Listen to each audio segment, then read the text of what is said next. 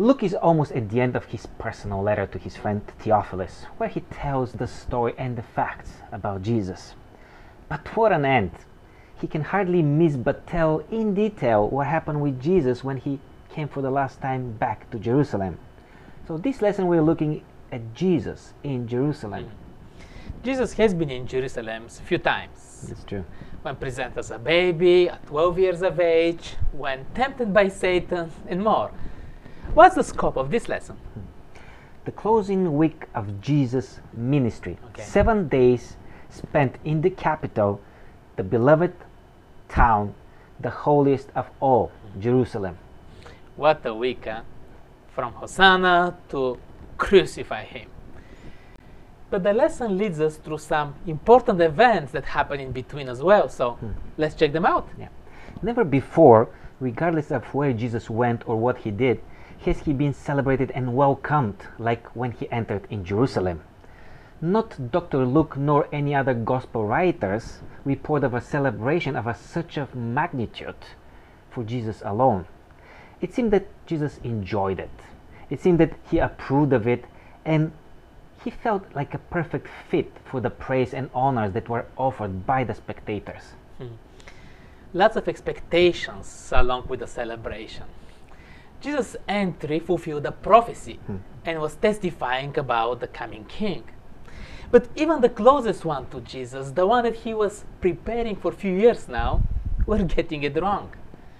We should be very humble when we think having everything figured out. So, for a week after the entrance, Jesus is trying one more time to put things into the right perspective. We see him again teaching in the temple.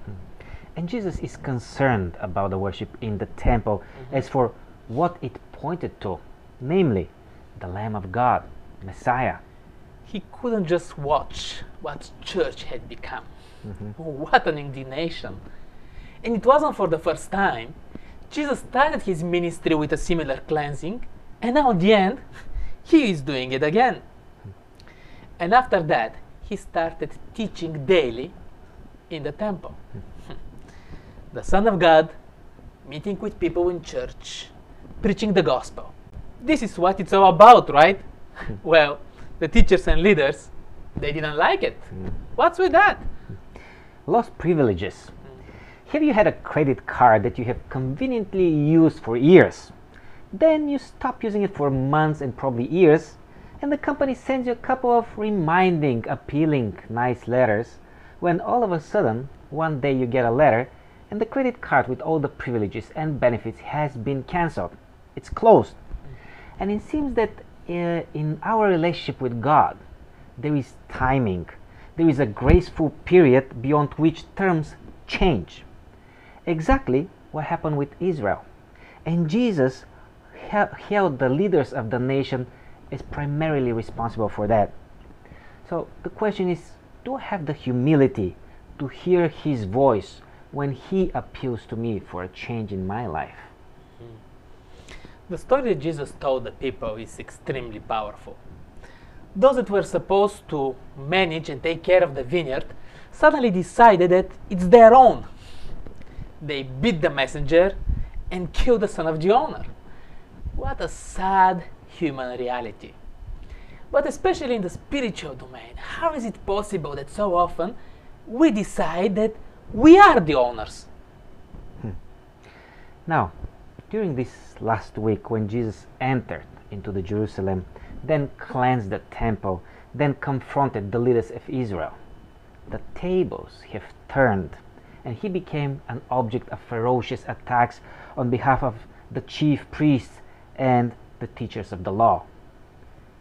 There wasn't any substantial importance of what they will accuse him of, but it was about wasting his life somehow. This is amazing. Just check it out. Teacher, we know that you say and teach rightly, and you do not show personal favoritism, but teach the way of God in truth. Now, is it lawful for us to pay taxes to Caesar or not? Come on. Yet so typical for a mentality that is about rules. Looking for holes in the rules, trying to make it work for my own benefit. Give Caesar's what is Caesar's, and give God what is God's. And the end of the busy, noisy working week was over, and Jesus had planned for some quiet time with his followers. Among the whole festivity and celebration, he brought his disciples down on their knees to wash each other's feet and to break bread and drink wine with each other. And this was a memorable night for them. Probably it stuck in their mind for all the days in their lives. There are so many lessons in this Last Supper, so much love and care from Jesus. This is how he wanted to be remembered, how much he cared for us and inviting us to care for each other. This was his religion, his mission, his legacy. By the way, Jesus wept as he was approaching Jerusalem. Hardly I will forget this last week of Jesus' life. There is so much power and meaning in what happened then.